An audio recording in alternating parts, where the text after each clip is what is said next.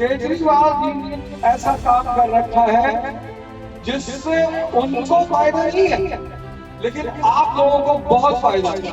25% दिल्ली सरकार का बजट शिक्षा में जाता है। और मैं क्लास में पढ़ाता था तो मैं बच्चों से कहता था कि भैया जब तक पढ़ा रहे फिर मैं सबको बोलने का मौका दूंगा, आप सब एक एक सवाल हमसे करना। तो मैं अपने पिताजी के बारे में बता रहा था कि उन्होंने, और जब वो खेत बेच रहे थे तो मुझे बहुत दुख होता था कि खेत बेच दोगे यार, अगर कभी जीवन में दिक्कत आएगी तो कहाँ जाएंगे, कहाँ से खाना खाएंगे, अनाज कहाँ से आएगा। तुमसे कहते थे देखो यार, दुनिया में जितनी चीजें दोबारा आ सकती हैं वो कीमती नहीं होती। बोले आज खेत जा रहा है, ये तुम दोबारा खरीद सकते हो, लेकिन जो तुम्हारा समय चला जाएगा तुम इसको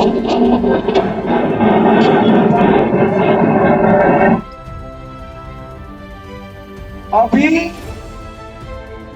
कोई नहीं अरे एकदम शुभ संकेत है, अच्छी बात है,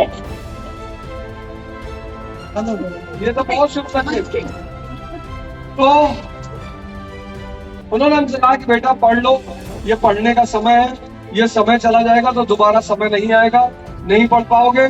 और माता जी को पढ़ा के वकील बनाया, बहन गोंडा से लेकर अमेरिका तक पढ़ी, और मैं आपके सामने खड़ा हूं। और जो खेत गया सो गया, उससे दुगना खेत वापस मेरे पिताजी ने खरीदा अपनी दूरदर्शिता की वजह से। बस यही काम केजरीवाल जी भी कर रहे हैं। उनका सबसे ज्यादा ध्यान किस पे है? शिक्षा पे। आप मुझे बताओ, आप में से बहुत सारे लोग हो जिन्होंने बहुत पार्टियों का दौर देखा होगा, कितने लोगों ने सरकारी स्कूलों को अच्छा करने का प्रयास किया? किसी ने नहीं किया, किसी को मतलब ही नहीं था। भाई जिनके पास पैसा था उनके बच्चे प्राइवेट स्कूल में पढ़ते थे, जो गरीब थे वो बोल ही नहीं सकते थे, वो आवाज ही नहीं उठा सकते थे। जिनके पास पैसा था उन्होंने अपने बच्चों को प्राइवेट स्कूलों में पढ़ाया, लंदन पढ़ाया, अमेरिका पढ़ाया। और जिनके पास पैसा नहीं था, वो बोल नहीं सकते थे, उनकी तरफ से कोई बोलेगा नहीं। जिनके पास पैसा है उन्होंने अपना इलाज प्राइवेट अस्पतालों में कराया, जिनके पास नहीं था वो भगवान के भरोसे रहे। लेकिन केजरीवाल जी ने ऐसा नहीं किया, सरकारी स्कूलों को दुरुस्त किया कि आपके बच्चे, आपके हम सब के बच्चे ताकतवर हो सके, बड़े होकर अधिकारी बन सके, अफसर बन सके, अच्छे बिजनेसमैन बन सके। और जब शिक्षा और स्वास्थ्य अच्छा होगा, मोहल्ला क्लिनिक दिया आपको, कितनी बड़ी सुविधा दी मोहल्ला क्लिनिक के रूप में। किसी भी देश को अगर मजबूत करना है तो सबसे पहले उस देश के परिवारों को मजबूत करना पड़ेगा। परिवार मतलब हमारा आपका परिवार। और परिवार कैसे मजबूत होगा? शिक्षा और स्वास्थ्य से।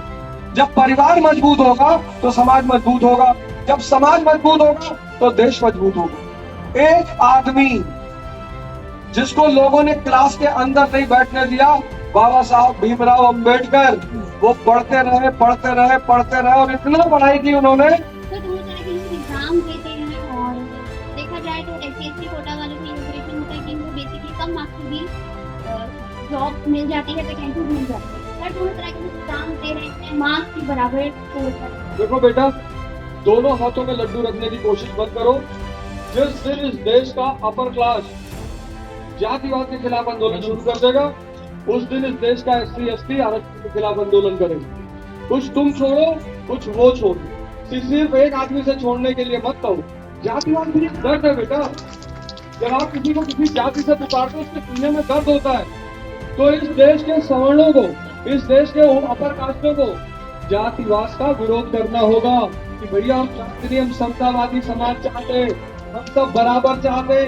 तो जब तुम बराबरी की बात करोगी तो वो भी तुम्हारे साथ आके कंधा मिला के कहेंगे हम रिजर्वेशन खत्म करना चाहते हैं। चुनाव अच्छा चल रहा है, आप देख रहे हो, लोगों का समर्थन मिल रहा है, जनता का प्रेम मिल रहा है, बहुत अच्छा चल रहा है। आपने भी घोषणा की थी कि अब संसद होली में चुनाव जीतने के 15 दिन के बाद ऑनलाइन क्लास देंगे, ऑनलाइन क्लासेस देंगे। पहले करेंगे चुनाव के बाद में करेंगे? चुनाव के बाद करेंगे, पहले हाँ 15 दिन के बाद ऑनलाइन क्लास देंगे, ऑनलाइन क्लासेस देंगे, काउंसलिंग देंगे, गाइडेंस देंगे। क्या संदेश देना चाहते हैं? फटफटगंज को ये संदेश देना चाहते हैं कि एक शिक्षक को चुनकर आप दुनिया भारत के बाकी शिक्षकों के लिए रास्ता प्रशस्त करेंगे।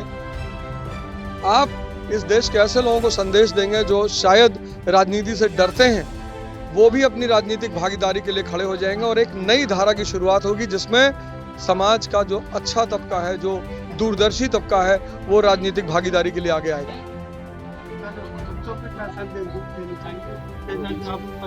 बच्चों से मैं कहना चाहूंगा कि आज के दौर में जब मन के डिस्ट्रैक्ट होने के इतने सारे साधन हैं तो कुछ साधन उन्हें ऐसे अपनाने पड़ेंगे जो उनके मन को एकाग्र करे। उन्हें ध्यान की तरफ जाना चाहिए और योग की तरफ जाना चाहिए। महिलाओं को क्या समझना चाहिए? जैसे बहुत सी महिला भी अपने लोगों को बताया कि समस्या चल रही है पानी की। हमने एक सर्वे किया था तो केजरीवाल जी आए थे, उन्होंने कहा कि इस बार सरकार बनने पर युद्ध स्तर पर वो सारे सीवरों को बदलेंगे और 24 घंटे शुद्ध पानी दिल्ली के लोगों को अवेलेबल कराया जाएगा। बहनों के लिए मुझे ये बात कहनी है कि उन स्त्रियों से परिवार है, परिवार से समाज है, समाज से राष्ट्र है, तो उनकी एक अहम भूमिका है और उन्हें बाहर निकलकर जिस तरह से वो अपना योगदान देती है राजनीति में, शिक्षा में, उसमें अपनी भागीदारी को और बढ़ाना होगा। काफी महिलाएं कह रही है कि 2500-2100 रुपए का जो उन्होंने वादा किया है वो मिलेंगे ही कि या नहीं मिलेंगे। भैया जब पुराने सारे वादे पूरे किए तो 2100 वाला भी पूरा करेंगे। अभी ठीक है, अभी जो लोगों ने अपने रजिस्ट्रेशन किया केजरीवाल जी ने कि जो कराया है उसको काफी जनता ये पूछ रही है कि इसके बाद कोई अकाउंट नंबर नहीं लिया, सिर्फ वोटर आईडी कार्ड। वो उनके अकाउंट में सीधे आएगा जो उनको कार्ड मिला है, या इलेक्शन के बाद भी कार्ड बनेंगे तो उसमें एक नंबर है, वो उनके अकाउंट से लिंक किया जाएगा, वहीं से उनको पैसा मिलेगा। Thank you. Thank you.